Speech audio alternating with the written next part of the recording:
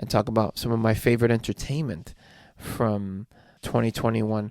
This is not like a best of list, but this is just stuff that I saw on streaming because I got to watch a ton of TV and play some games since, we were all home. Stuff that I really enjoyed. And I say this to you so that maybe if you come across any of this, you'll be like, Paul talked about this. He said that he enjoyed it. Let me check it out.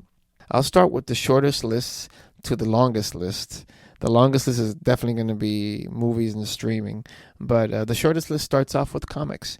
Now, I wouldn't say a lot of it, but a good bunch of the content that I'm going to list now, whether that be games, movies, music, TV, some of it was published in 2021. Some of it came out in 2021, and some of it did not come out in 2021. It came out in years past. But let's go into comics. These three graphic novels that I read, I very much enjoyed and recommend them. The comics being the Luna Brothers, The Sword, which is a kind of a story of Excalibur, but not really. But that was really good. Another one was Avengers Children's Crusade, which is an Avengers story that I have found out about some years ago, but it just became available on Comixology after the WandaVision show. And it deals with Wanda and her kids. Yeah, they're more grown up. Great story, great book. The only little criticism is they knock you over the head. One of Wanda's kids is gay, and like their relationship is a big part of it. But they just kind of beat you over the head. Yeah, we're gay, we're gay, we're gay. Like I get it. You don't got to tell me you're gay a million times. But great story. Avengers Children's Crusade. And another book that I read that was fantastic, that was not superhero related, but a comic book as well. Like I said, these are all comic books. Was Letter 44, and it's like this like sci-fi story that deals with Earth and aliens, and it's fantastic. So Letter 44, Avengers Children's Crusade, and The Sword, 3 graphic novels that I read that I very much enjoyed, and a book that I started, and this is more individual issues, and this is all on Comixology. I don't know if these are all still available on Comixology, but these are, I read these all on Comixology. But another story, another comic book, and I read this in individual issues, was Something is Killing the Children, which is kind of like a horror comic, and I very much enjoyed that in the art style. So now moving over to games that I played on the Xbox. That's my system of choice, and also Game Pass. Other content creators have said it, but it's the best deal in gaming. I don't buy games. I just play whatever's on Game Pass.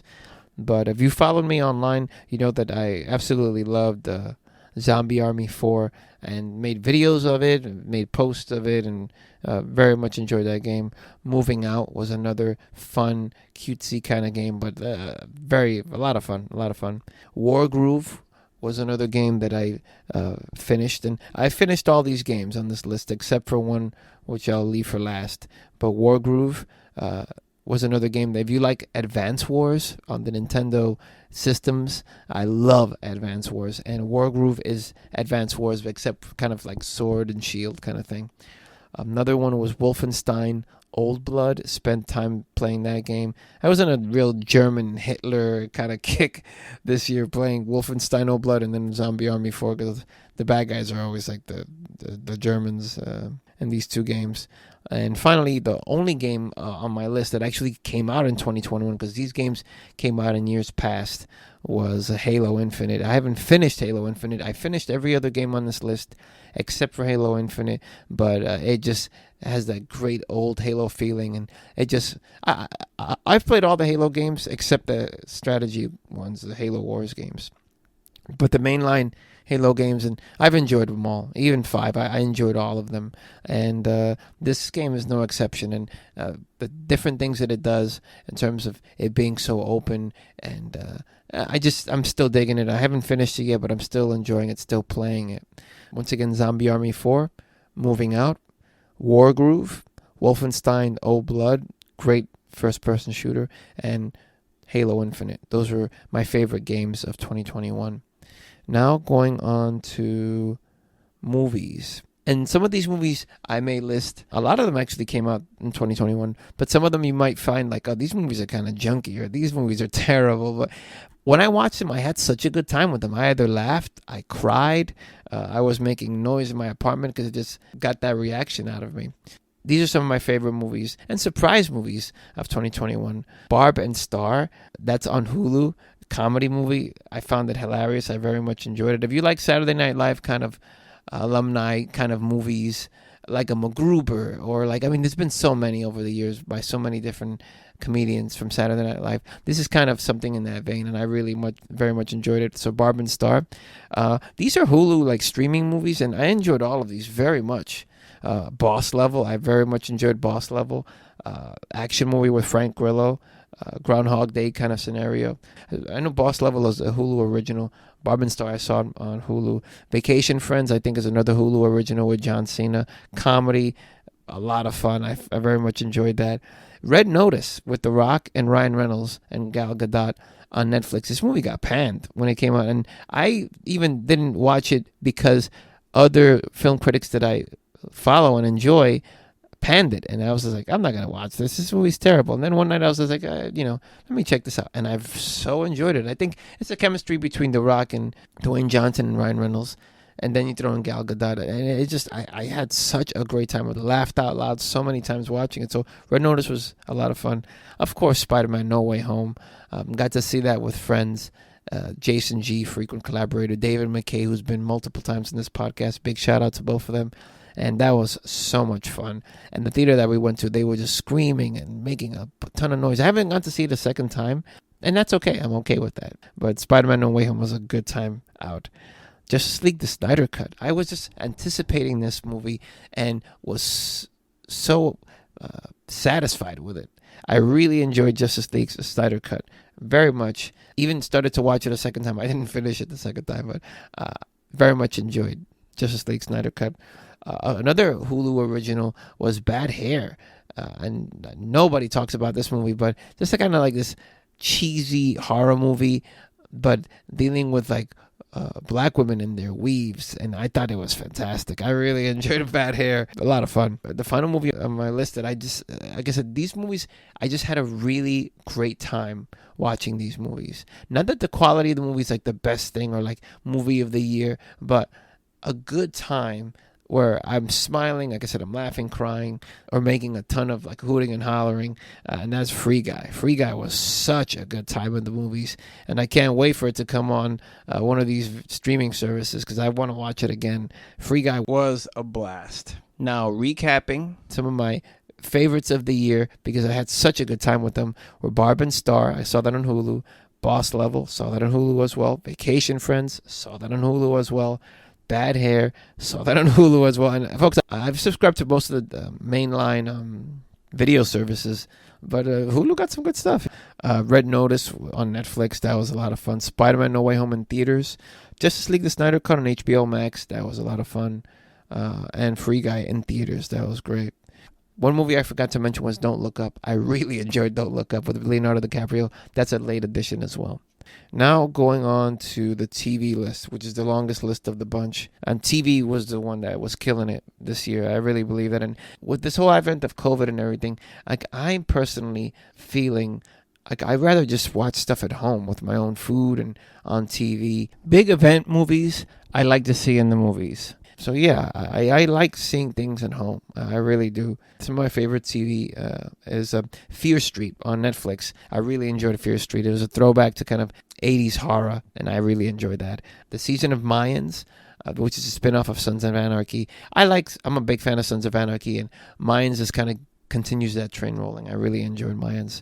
El Cid, one of my only Spanish shows that I watched on Amazon Prime, and very much enjoyed El Cid. And the actor, the main actor, is someone who's on Money Heist. He's also an Elite that's on Netflix, which is another show that I enjoyed. But El Cid, good show.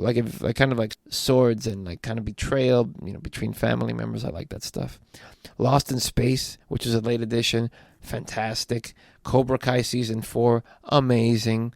Netflix was killing it this year with the awesome TV. It really was. Invincible on Amazon Prime, that was great. Succession, amazing on HBO Max. Sex Education, the most recent season, love that show. Every season has been fantastic. Dope Sick, and not a lot of people I don't hear talking about Dope Sick, but Dope Sick was fantastic. I saw shades, and I cried, and shades of like addiction, and like people dealing with it, and people hating themselves but still having to go back and get that extra hit. I thought Dope Sick was so good. Ted Lasso, I finally got on the Ted Lasso train, and Ted Lasso was dope. See, the two Apple shows that I just recently subscribed to Apple TV, Apple Plus, Apple TV. Everybody talks about Ted Lasso. It really is fantastic.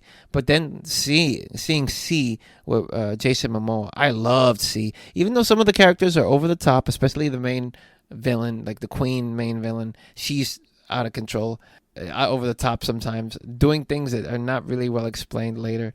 Like she's killing all these people and like nobody's noticing kind of thing. But C was great. Narcos Mexico. Every season of Narcos is fantastic. You will not have a bad time watching Narcos from Netflix. And the final season of Vikings, which was, like I said, another show which I very much enjoyed. And this year I also got to see, since, like I said, pandemic, a lot of time on my hands, old TV that was highly praised when they came out, was Rome on HBO. I watched Rome, and that was great. And I finally actually watched Game of Thrones, the whole thing, and very much enjoyed Game of Thrones too.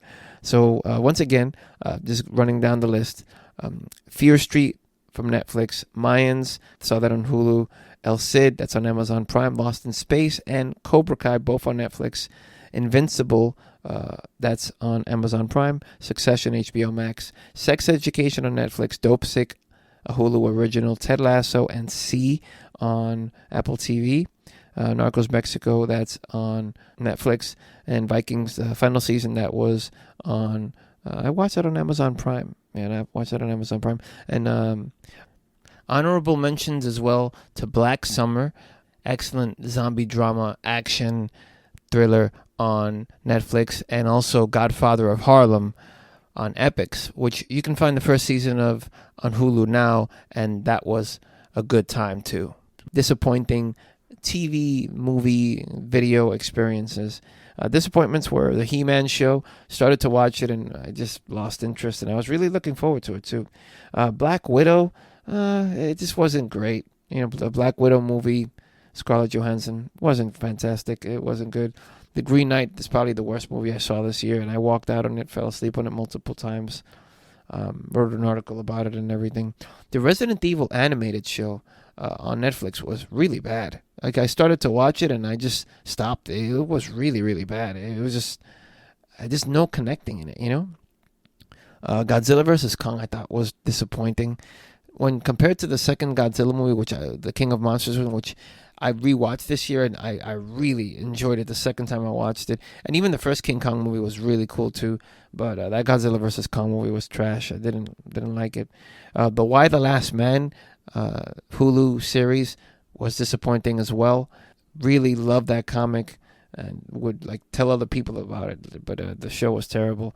And it just wasn't interesting. It just didn't grab me, And American Horror Story, the first half of they did a two split story thing where like the first season was one topic and then the second season was another. The first season being the whole thing about the black pill and the creativity. I enjoyed it, but then the second season about like guys getting pregnant from aliens. Really? Thanks for watching, thanks for listening, and I will catch you on the next one.